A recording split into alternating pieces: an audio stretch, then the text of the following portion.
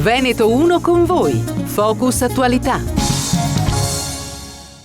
Bentrovati ad un nuovo spazio di approfondimento sui 97.500 MHz di Radio Veneto 1 e sui nostri canali video.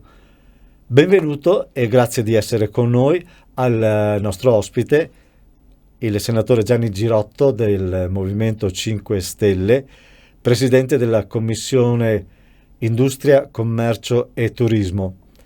Con lui affronteremo alcuni temi in primo piano sull'agenda del governo e del paese e delle misure che si stanno mettendo a punto.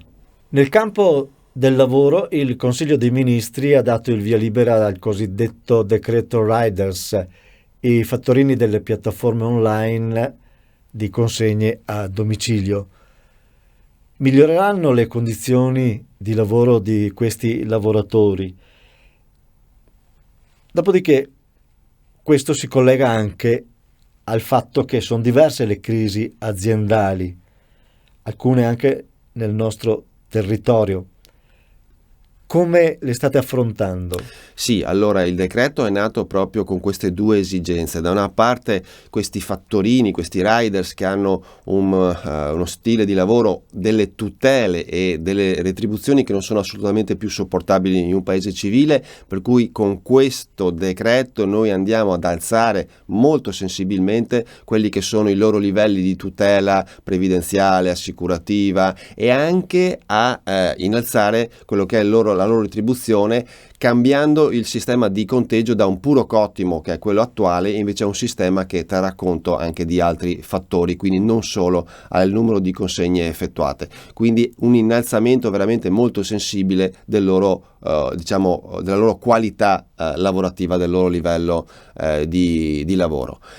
Ci sono anche molte crisi aziendali in corso. Ora noi abbiamo fatto quella che è l'operazione più semplice, ma che finora non era stata fatta da tutti i governi precedenti, cioè assumere 12 persone specializzate al Ministero dello Sviluppo Economico che tratteranno le circa 146 dossier di aziende in crisi che ereditiamo da moltissimi anni, alcuni sono lì da decenni. Purtroppo in tutti questi decenni il Ministero dello Sviluppo Economico aveva una sola persona a seguire queste più di 100 crisi aziendali. Noi adesso ne assumeremo 12 in maniera da dare delle risposte decisamente più veloci o più approfondite a tutte queste crisi in essere, e quindi questo è contenuto nel decreto che è stato licenziato dal Consiglio dei Ministri il 3 settembre e quindi diventerà legge entro il 3 novembre. Grazie al senatore Girotto, grazie della sua gentile disponibilità. Grazie a voi che ci avete ascoltati in questi nostri appuntamenti di approfondimento. Ci rivediamo in una delle prossime pillole.